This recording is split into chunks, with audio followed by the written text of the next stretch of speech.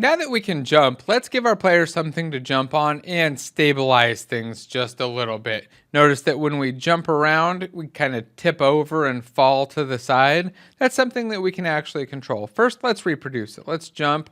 Look, I jump, jump, jump, and if I fall, I kind of start rolling to the side. That's actually controlled in the rigid body. If we expand out our rigid body component, and remember, if you don't see this, you can just select your alien over here on the left in the hierarchy, and then find your rigid body and expand it out. And then expand out the constraints section. Notice the freeze rotation option. If I click this now, well, it's not perfect because I'll stay frozen upside down. That's not really what I want. But if I stop playing, let that uncheck itself automatically, which happens, all of your changes that you make while you're playing are going to get undone. So don't make changes while you're playing and expect them to stay around.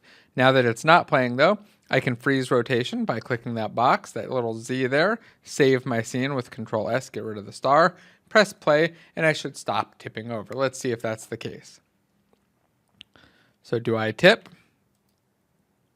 Nope, no more tipping.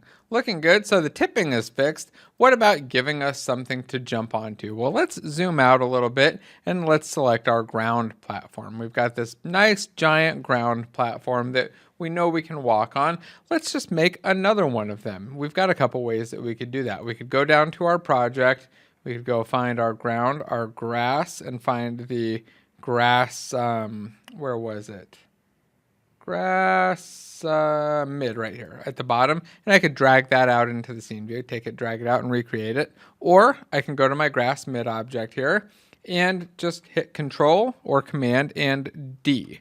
That's going to duplicate it. Now I have two of them, but you can't tell I have two of them because they're stacked on top of each other. Let's move the selected one right here, this one that's already got selected automatically. I'm going to hold Control, click the green arrow and drag it up, and look at that, I've got two pieces of ground. I'm going to drag this up to about here so that it's at 0, 0, and 0, and then I'm going to shrink it down. It's way too large. I don't want this thing stretched out nearly that long, so I'm going to select the sprite renderer and expand it out.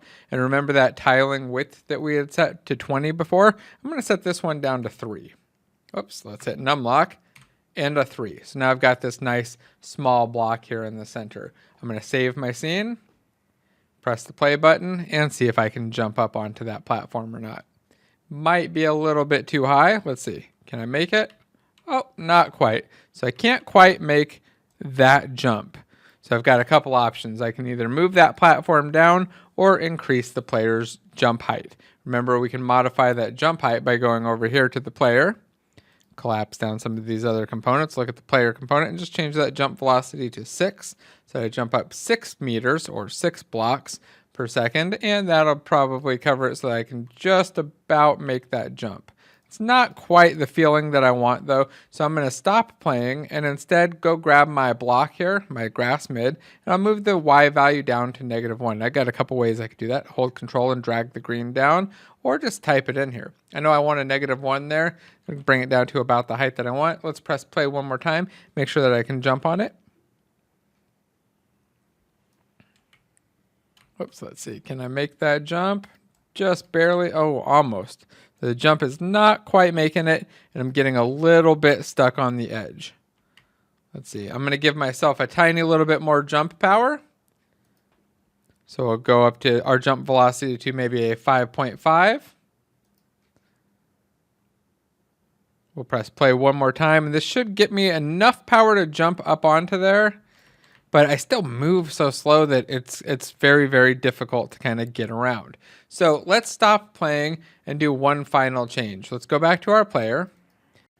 And when we're moving our player, instead of just going from 0 or -1 to 1 for our speed and our velocity on the horizontal axis, let's give our player some actual speed control. And in fact, let's give ourselves some speed control in the inspector. Let's go up and do this a slightly different way than we've done it in the past. So scroll to the top, and I'm going to go find my jump velocity line right here, line 8. I'm going to hit Control D to duplicate that line, or Command D if you're on a Mac. And I'm going to rename this first one up here to move velocity, or let's call this horizontal horizontal velocity. So we now have a horizontal velocity of 5. I think I want to change this to about a 3 for the default though.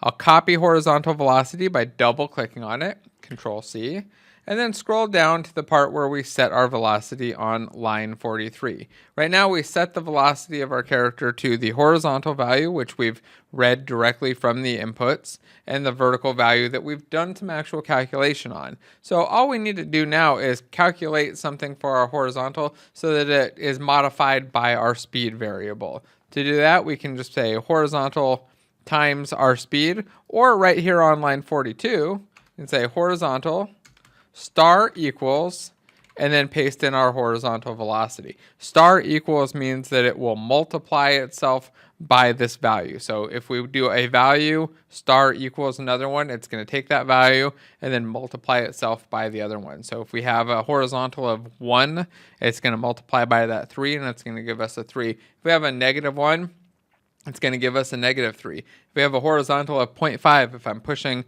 just halfway on my little controller here, then we're going to get a value of 0.5 times 3, which is 1.5. So this is how we can give ourselves some nice speed controls. Let's save, jump over to Unity, and try them out. We should now be able to control how fast our player moves left and right, how far they jump or how fast they jump, and how long they jump for. We'll press play. Oh, there we go. We've got our horizontal velocity variable. Let's hit play and see if it works. So now I can see that I'm moving quite a bit faster. I still get stuck, but that's okay. That's part of the collision stuff. We're going to talk about that in a moment. We can jump around, and yep, I can make it up, and probably onto another platform. I'll stop playing. I'm going to go select this little small platform, duplicate it one more time, and grab it right here, holding control, and just move one up to right about here, 5.5 and 2, and then save again, and now I should be able to make a double kind of jump across those two. Go ahead and play around a little bit with placing platforms. Don't put too many of them down. 2 or 3 is good. We're going to talk about a couple more things before we dive into lots of platform placement. You don't want to put down a whole bunch and spend a lot of time on them because you're going to end up wanting to delete them. Also notice that we can kind of jump off the camera right now. We can disappear and get away relatively easily. That's something that we'll be addressing soon. But for now, just play with your variables. Play with your horizontal velocity. Try moving it like a 6. Oh, see, it starts to get a little bit faster. I kind of like a 6 a little bit more than the 3. But you can play around, see what you like, come up with some variables, and then reset back to the defaults. So let's go to 3, 5. Let's put that back at a 5. And the jump duration of 5.5. I'll just hit the reset button, and then we'll go into plastic and commit our changes. Say that we added velocity controls and new platforms, and check in our changes.